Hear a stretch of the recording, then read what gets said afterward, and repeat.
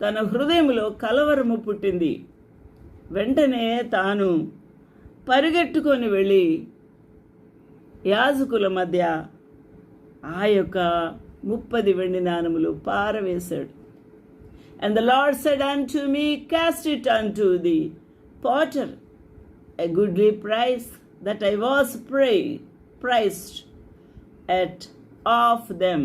And I took the 30 pieces of silver and cast them into the potter in the house of the Lord. అప్పుడు బంధకమనునటి నా 2వ కర్రను తీసుకొని యూదా వారికి ఇశ్రాయేలు వారికి కలిగిన సహోదర బంధమును భంగము చేయనట్లు దాని విరిచితిని.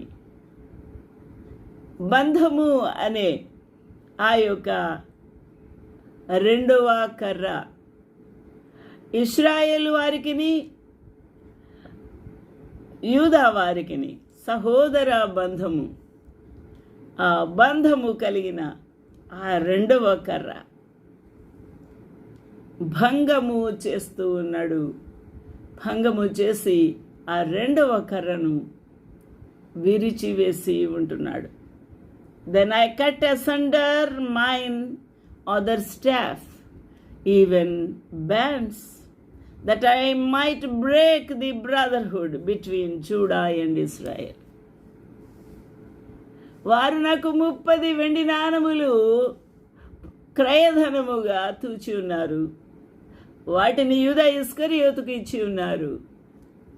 వాటిని ఆ సమాజ మందిరంలో పారవేసి ఆ యొక్క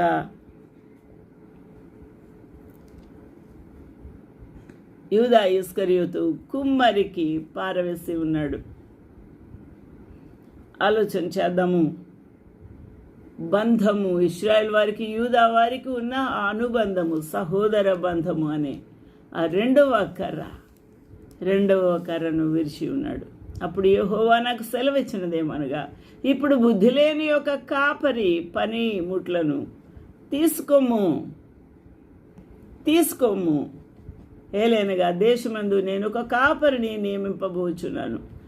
అతడు నశించుచున్న గొర్రెలను కనిపెట్టడు, చెదరిపోయిన వాటిని వెదకడు, విరిగిపోయిన దాన్ని బాగు చేయడు.